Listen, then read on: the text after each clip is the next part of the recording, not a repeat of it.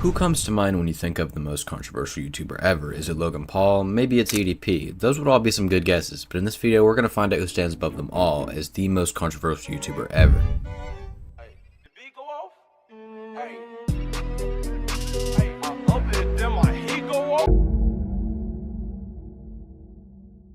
So going back to Logan, what made him so controversial?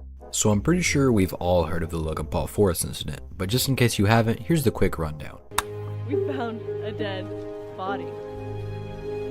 Yeah. Let's just pause for a second. Do I really even have to say anything? And before you ask in the comments, I'm just gonna go ahead and answer it. Yes, this is a legitimate unedited clip from that video. And what really made it worse is the fact that they went up to the body, filmed it, and posted it.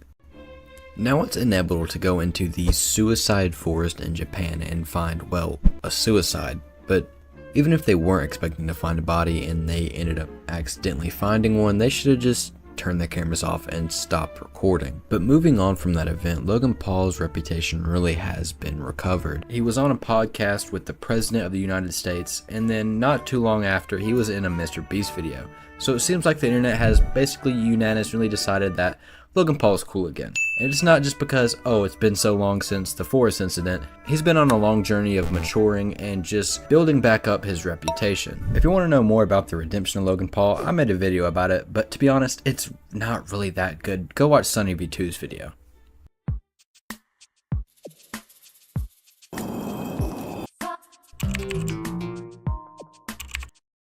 So I'm pretty sure we've all heard of the EDP situation, whether we watched Charlie's video or we've just seen all the massive memes on the internet about it, because that is literally one of the most memed on YouTube creators ever. Years after Logan got in trouble, he's been doing alright, but you can't say the same about EDP.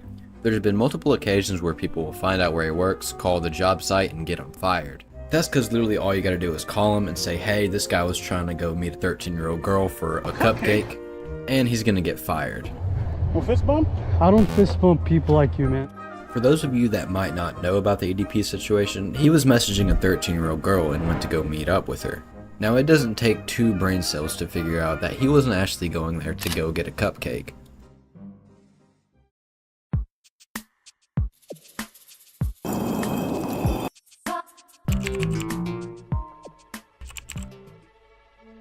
So Sneako's a YouTuber that does, well, I actually don't know what he does. But what I'm going to try to do is explain to you guys what he does, where he comes from, and what makes him so controversial. Now in the olden days of 2014, Sneako used to make Call of Duty videos, and there's nothing controversial about that, but it's the things that he would do later that would get him into some trouble. You see, Sneako used to look up to Mr. Beast, and one time he even got a chance to appear in one of the videos.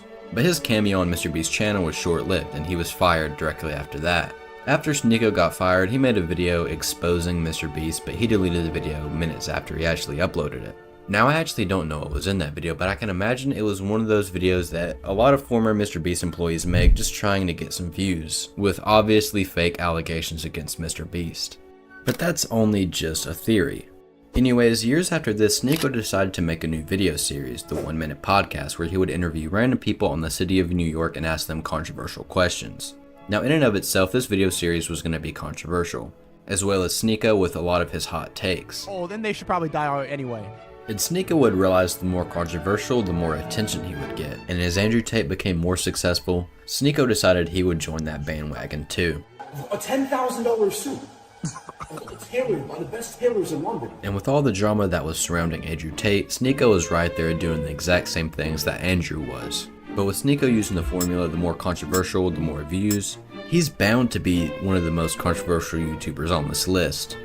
And I really do want to cover everything regarding Sneako, but there's just way too much. One thing I do want to get into is the infamous Sneako x Moist Critical beef. Now to keep things short and simple, Moist Critical made a video on one of Sneako's friends, and then Sneako went on stream, taking a bunch of really cheap shots at Moist Critical and insulting him, so Moist Critical decided to make a video back, which led to these 2 infamous clips.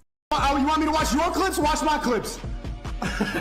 So I said watch my clips to see what I was saying about you. I had to communicate via Twitch clips. And I'm sorry to be that guy. This is like the grammar police of guns. But he's an imbecile. You absolute buffoon. What you have there is not clips. These are mags. They're mags, not clips. You absolute dummy. The same way that this is also a mag. They're all mags. Stop saying clips. You look stupid here. And this is far from the only controversies he had. He also had a bunch of pedo allegations with him defending the making of cuties, and he also said it was okay to marry a 12-year-old girl as a 21-year-old man.